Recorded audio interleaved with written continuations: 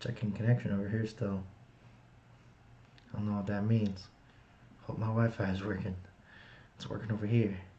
Alright, we're live over here. Hello, YouTube people. Instagram's being a little slow today. Don't know what's going on. But that's okay. Because we're live on the tube of you. Alright, ladies and gentlemen, boys and girls. What's up, people? YouTube people, what's going on? Episode 106 coming at you here any second. Once my phone stops saying checking connection. We're at a little stalemate here. Maybe I should start and stop again. Seems like probably the smart thing to do. It's been 40 seconds. That's not right. Something's not right. Let's try it again. Bang. There it is. See, I knew something was wrong. When you wait 45 seconds for something to load, it's usually time to... did you try turning it off and turning it back on again, sir? Oh, well, actually, yes, I did. So, now we're telling our followers that we're live on Instagram. Hang on, we're still telling followers. YouTube, we're live. Any subscribers over there? Still need you people to do that for me. If you can subscribe on YouTube so I can change the URL, right, baby? So, let's see here. Hey, well, Jordy, what's up? We got 2 viewers going live. All right, so we're live on Instagram, live on YouTube. I think it's time to get this ball rolling. What do you say? All right, ladies and gentlemen, boys and girls, welcome back. Episode 106 of Dave's Dugout. I wanted to get a quick one in here. We're going to shoot for like a half hour. I feel like I say that every time. Usually we go for 45, an hour. We're going to cut it to 30 today because got to go to work.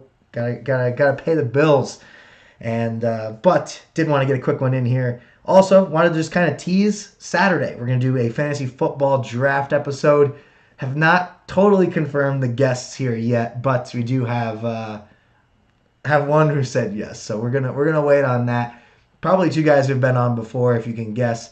And if you've listened to in the past before, also we want to wait until I draft in my fantasy league before I give away all my secrets, because probably half of my listeners are people in my fantasy football league. So that's why we're going to wait until after the draft. But I also want to, it's always a weird struggle every year because we try to wait in our league to wait as long as we can to draft. And I also want to try to get it out to people before you guys draft, because obviously it's no help if, waivers and stuff or trades. You can always make a quick trade. So also wanted to tease that. That should be coming to you Saturday. We're drafting Saturday. What time? 11 a.m. my time. So 1 p.m. Eastern. We have a kid in our fantasy league who actually lives in Italy still, so we kind of have to play those cards. I got to get up early at 11 a.m., and it's like the afternoon for him, middle of the day for everybody on the East Coast. But so that's coming Saturday. And the main thing I wanted to start with today was a rant. And usually don't rant very often, so we're going to get into a little what grinds my gears segment, and maybe some SEC people can talk about how maybe I'm a little better. It's I'm a little salty that Baylor and the Big 12 are getting screwed. That's the easiest way to put it. And I'm just gonna give my opinions there. But I'm also, if you know me, I like to put myself in other people's shoes. I can see both sides of things. But the main thing I wanted to get out is horns down. I think we can all agree on that, right? So. Like I said, I think I said it last week, that's not going away anytime soon. If people wanted that to go away, this only escalated things. I think SEC fans are going to absolutely have a great time doing that. And I don't think that's a hot take either. I think I said it last time. If you think you're going to Death Valley and 70,000 people aren't going to be doing that, I think you're sadly mistaken. But anyway, it's a whole other thing for a whole other day. Not really, because you're going to do just a little bit today. So they officially finally announced this Big Ten, Pac-12, ACC alliance. And I just think this was the worst news story in the world, because it's a news story that's not a news story. I mean, what is the alliance? What is this alliance? It's literally just like a verbal agreement, like, hey guys, do you want to not get screwed over by the SEC making this like mega SEC conference? Yeah, I don't want to get screwed over. Big Ten, how about you? Yeah, no, I don't want them to totally take over. ACC, what do you think? Yeah, I don't want them to take over either. Big 12, how you guys doing? We're still trying to figure out what we're doing. Okay, we're not going to put you in the alliance then yet until you guys figure out what you got going on. You guys getting Houston or what? We don't know yet. Okay, that's pretty much all that happened. It's a bunch of people saying, hey, like there is no, we're only going to schedule each other. There's no like concrete what this alliance means. So it's literally just like a verbal agreement. Hey, in 5 years, we're gonna try to not get hit by Big Brother over here, by Disney, Mickey Mouse, and the SEC network guys. We gotta like hold together.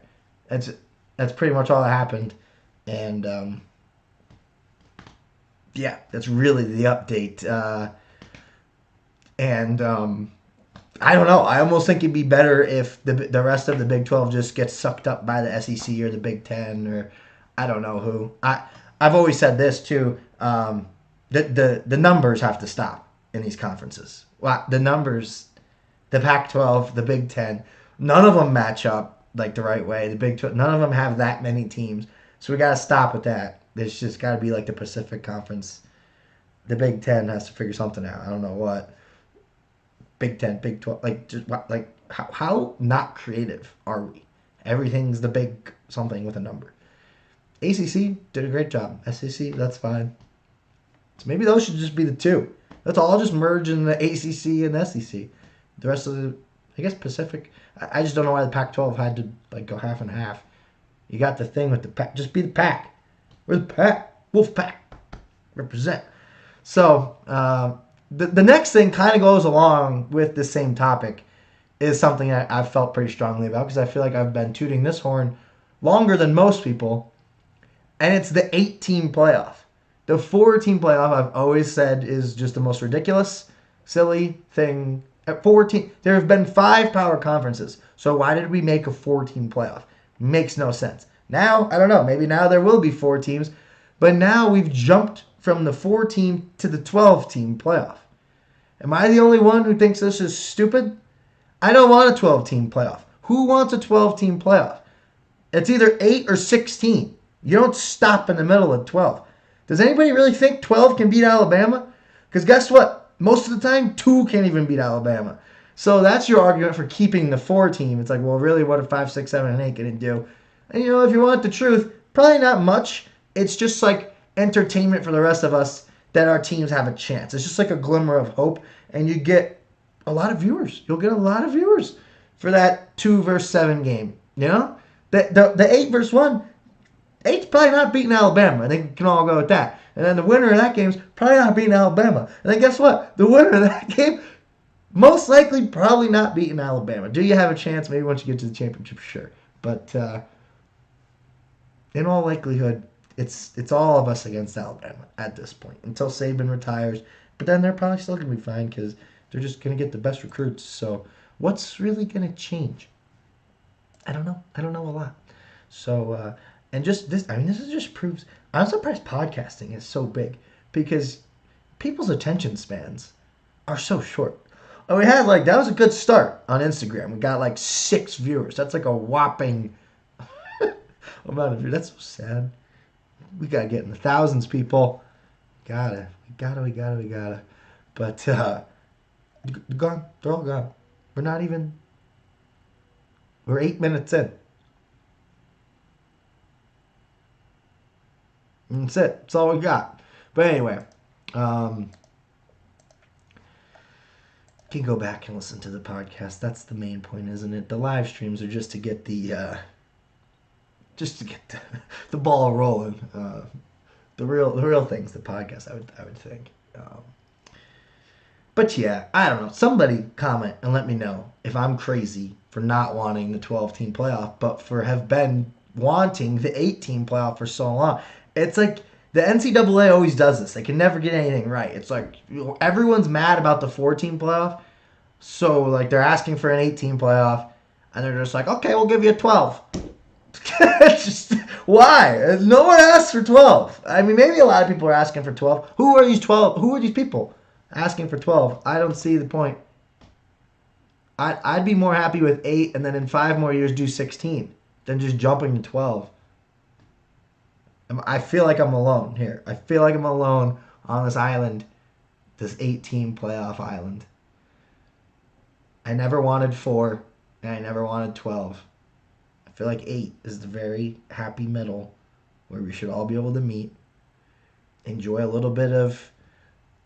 Maybe there's only going to be Power 4 conferences. The argument was Power 5, and then you throw in a couple other teams that were good that year and might have a chance.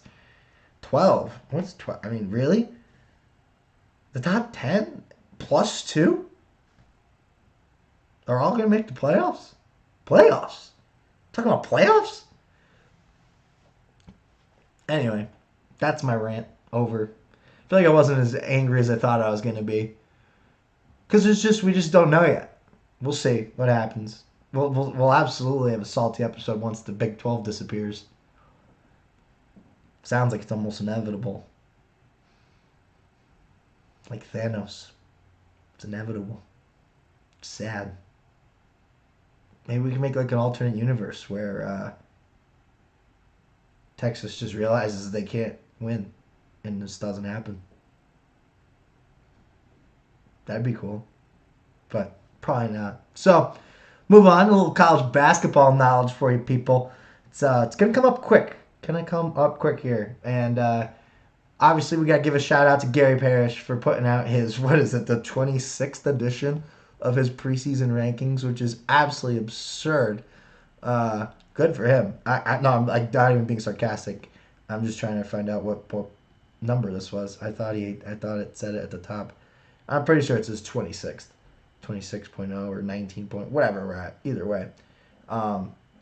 Good for... I mean, maybe, hey, if somebody wants to throw me a little money, I'll do my preseason rankings a little earlier. But I'm going to wait.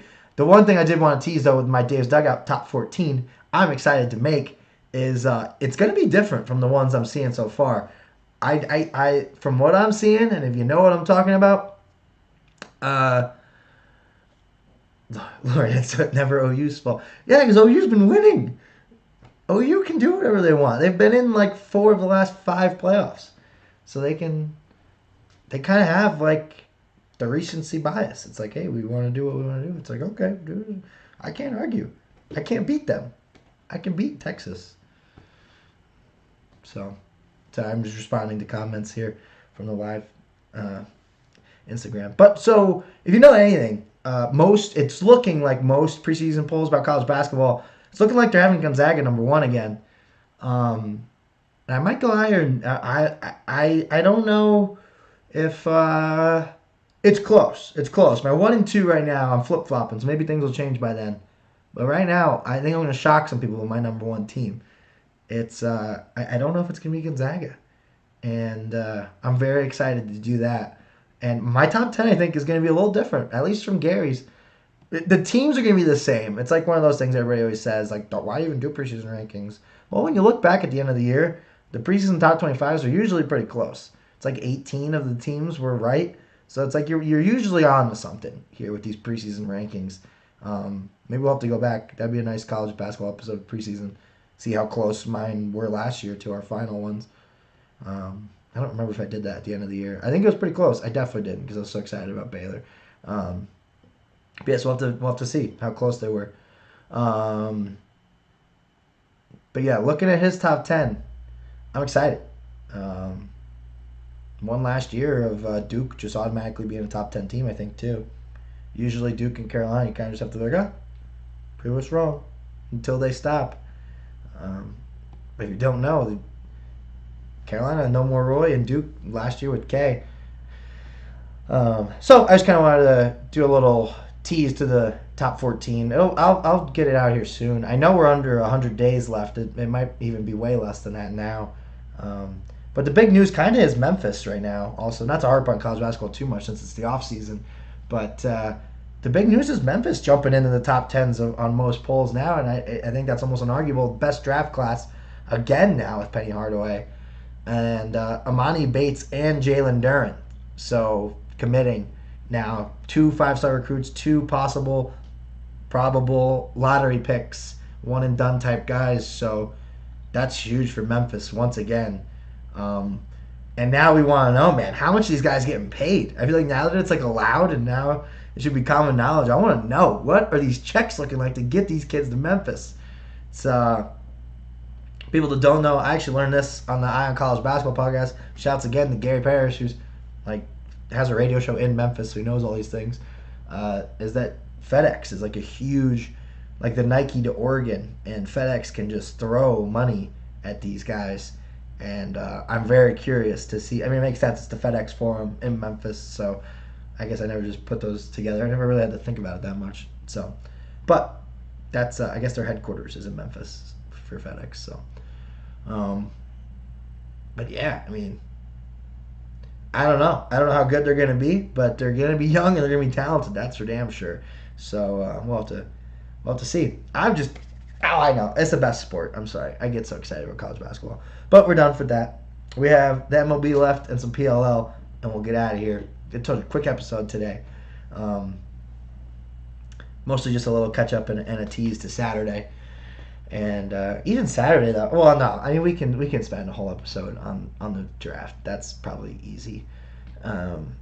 Besides that though, I mean besides baseball, it's still dog days of summer. Not much going on. So speaking of baseball, we had some pretty cool news here.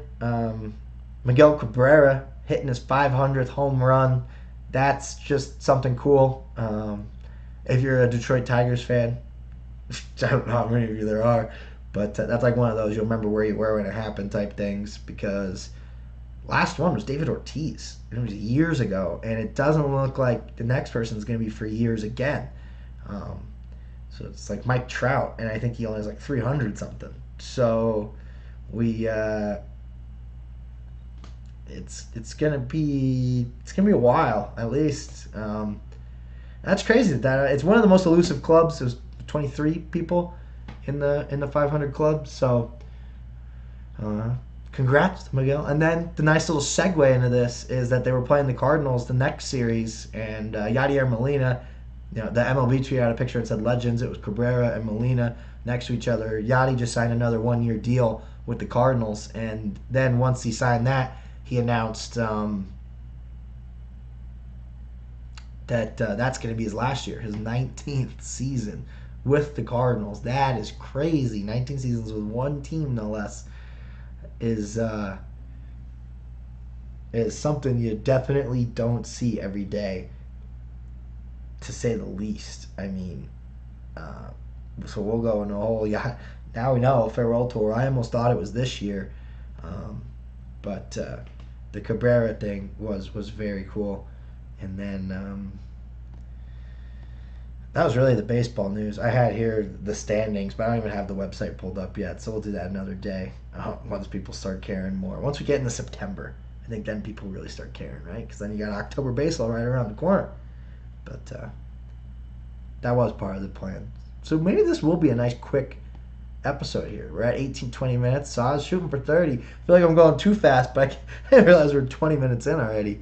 The last thing I wanted to mention was the Premier Lacrosse League. No, there's a ton of fans. No, but we got to get into that. We got to find our way into lacrosse Twitter here. Can we do that somehow, everybody?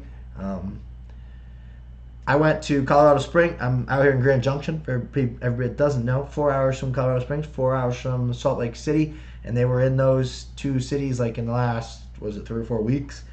So Colorado Springs, was a rainy mess. Salt Lake was a little better. Playoffs too for Salt Lake, so that was fun.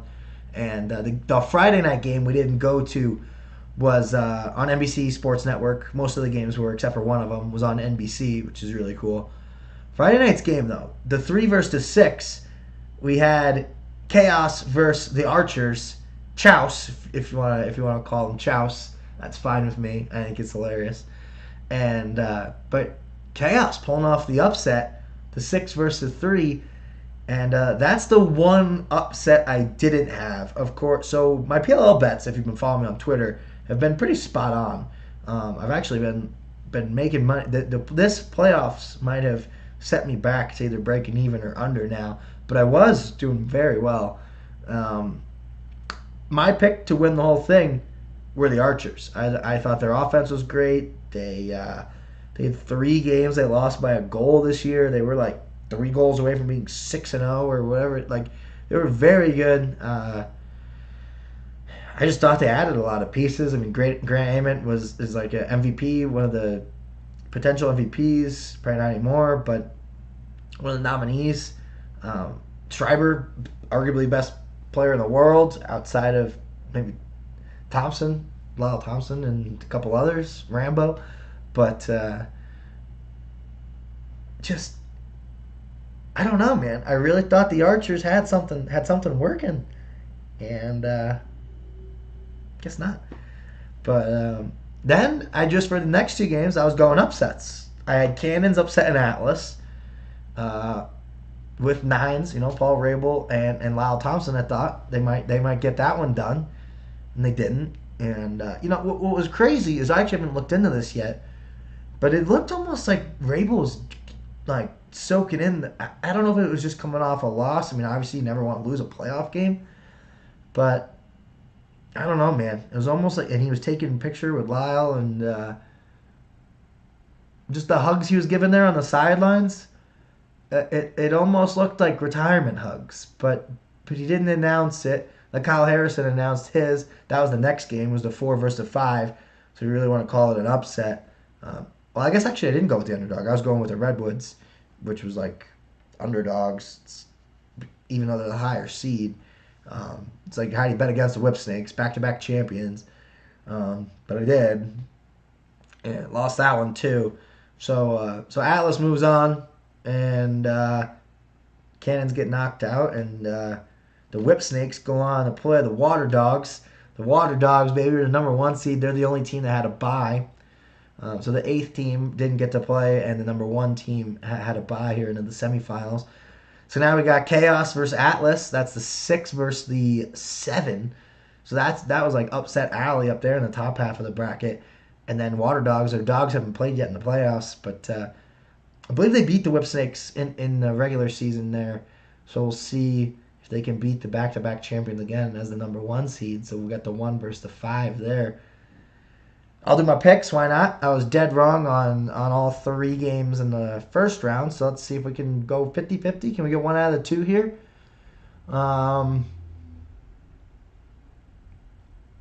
Let's go chalk. Because I went, what I have? 3 versus 6, I had the 3, and they lost. 2 versus 7, I had the 7 over the 2, and they lost. 4 versus 5, I had the 4 over the 5, and they lost. So let's go. We got this. We got the 2 versus the 6. I'm going Atlas. Let's go with the number 2 seed. And let's go Water Dogs. Let's get a little 1-2 matchup in the championship game. Water Dogs knocking off the back-to-back champs. I wanted the Redwoods to do it, but I got nothing against the Whips. I just would like to see another team in the championship game. Would it be cool to have a team in the championship game to go for the 3-peat? Sure, but I don't want them to get to the 3-peat. I don't know. That's just like, let's like let the league be around for a while before we get a 3-peat champion. I mean, we really want to start off all first 3 years with the same team winning. I don't know, man. I don't think that's a way to grow the game the best. We'll see. Maybe it is,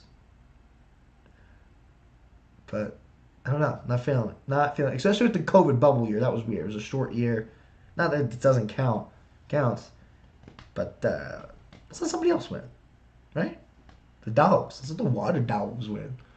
Woof, woof. So I'm going chalk. I'm going 1-2 on there since I was dead wrong in the first round. And should I wait? September 19th, the championship game on NBC? We'll wait till your championship pick. We actually know what teams are playing. Because my luck, it'll be the 2 that I didn't just say. So for me to continue beyond this point, it's kind of pointless. I would think. And that was my last thing I wanted to talk about. How long are we in? 25 minutes. Nice. Quick episode today. Guess to go. Gotta go to work. All right. Well, everybody, excellent connection. That's cool. Don't usually see that. All right, so hope you guys could hear me well on Instagram, and I hope I didn't, Lauren and Cam, I know, I'm sorry. Those are people I just went to visit in Salt Lake this weekend, and I just came out firing against UT. I don't know why this week. I had to get it out. I'm sorry, guys. There's nothing against you guys. It's it just kind of is. But anyway, if you guys tuned in this long, I appreciate it. Like, subscribe, share with your friends. And that'll do it for episode 106. Episode 107 coming up on Saturday. All fantasy football preview, baby. All right. Thanks again. And we'll see you next week. Cool. Alrighty. Thanks for joining in live, guys. We'll see you later on Instagram. Peace. And YouTube. If you hung in there, you guys hung in there the longest. So we'll see you next time.